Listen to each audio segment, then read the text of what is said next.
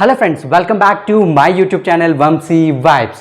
6 years తర్వాత ఎన్టీఆర్ చేస్తున్న movie Devara and రాజమౌళితో ఆర్ఆర్ఆర్ చేసిన తర్వాత ఫస్ట్ మూవీ అనమాట.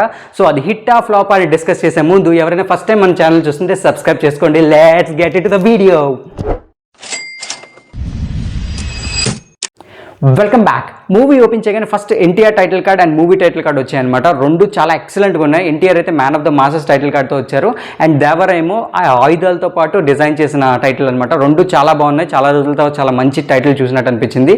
అండ్ ఇంక మూవీలోకి వెళ్తే మూవీ ఫస్ట్ చాలా స్లోగా స్టార్ట్ అవుద్ది అనమాట. సో నేను అనుకున్నాను మళ్ళీ ఆచార్య మూవీ రిపీట్ అవుద్దా అని ఫీలింగ్ వచ్చింది. స్లోగా వెళ్ళింది అనమాట. బట్ జనరల్గానే కొట్రాల శివ నెరేషన్ చాలా స్లోగా ఉంటుంది అనమాట. సో కొట్రాల శివ యాక్చువల్లీ ఆ వరల్డ్లోకి తీసుకెళ్లే ప్రయత్నం చేశారు. అందులో సక్సెస్ అయ్యారు అనుకోవాలి. ఎందుకంటే ఆ ఎఫెక్ట్ మనకు ఆ వరల్డ్లోకి వెళ్ళిన ప్రపంచం అంతా బాగున్నట్టు అనిపిస్తుంది. సో దాని తర్వాత once NTR screen presence start అయిన తర్వాత సినిమా ఎక్సలెంట్గా వెళ్తుంది. స్లోగా గ్రాఫ్ అలా పెరుగుతుంది అనమాట. సో ఎన్టీఆర్ గారి performance, first dance performance, first song రెండు ఎక్సలెంట్ ఉంటాయి. ఎన్టీఆర్ గ్రేస్ అయితే ఎక్సలెంట్గా ఉంటుంది ఫస్ట్ సాంగ్లో అయితే. అండ్ దాని తర్వాత మిగతా elevation scenes, Saif Ali Khan performance అంతా ఎక్సలెంట్ ఉంటుంది. దాని తర్వాత అలా ఇంటర్వెల్కి వెళ్తే ఇంటర్వెల్లో టాప్ నాచ్ అనమాట. గూస్ బంప్స్ వస్తాయి. ఇంటర్వెల్ అంత బాగుంటుంది. సో సినిమా ఇంకా hit, super hit, block buster అనుకుంటాం ఇంటర్వెల్కి వచ్చినప్పటికీ.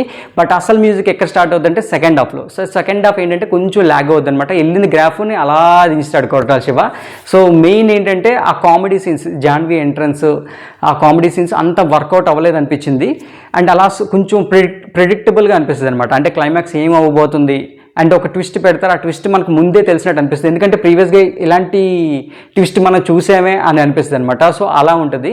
అండ్ సైఫ్ అలీ ఖాన్ పర్ఫార్మెన్స్ అయితే చాలా బాగా చేశారు. బట్ ఎన్టీఆర్ సైఫ్ అలీ ఖాన్ని తొక్కేశారు అనుకోవాలి ఎన్టీఆర్ పర్ఫార్మెన్స్తో. అంత బాగుంది. అండ్ ఎలివేషన్ సీన్స్ కూడా చాలా బాగున్నాయి. అండ్ ప్రకాష్ రాజ్ అంటే స్టోరీ టెల్లింగ్ క్యారెక్టర్ అనమాట. తండ్రి కూడా బాగుంది. అండ్ శ్రీకాంత్ క్యారెక్టర్ కూడా బాగుంది.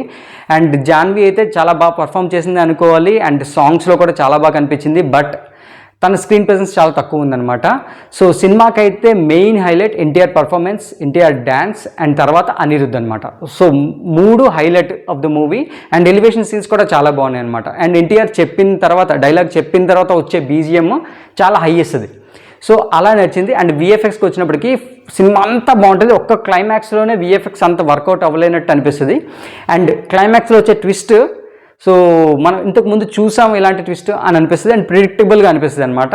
సో చాలామందికి చెప్పాలంటే ఇండైరెక్ట్గా who killed question mark. So మీకు తెలిస్తే కామెంట్ సెక్షన్లో కామెంట్ చేయండి అనమాట. సో ఇది movie. So Rajamouli sentiment break అయిందా లేదా అంటే బ్రేక్ అయిందా అనుకోవాలి. సో ఎందుకంటే సినిమాలో కావాల్సిన mass elevation scenes, story, NTR performance అన్నీ బాగున్నాయి. మెయిన్ అనిరుద్ధ్ బీజిఎం కూడా చాలా బాగుందనమాట. సో ఓవరాల్గా చూస్తే సినిమా హిట్ అనుకోవాలి. అండ్ రాజమౌళి సెంటిమెంట్ బ్రేక్ అయింది అనుకోవాలి. Overall it's a hit. So అది నా మూవీ రివ్యూ. మీకేమనిపిస్తుందో కామెంట్ సెక్షన్లో కామెంట్ చేయండి. Thank you. జై హింద్.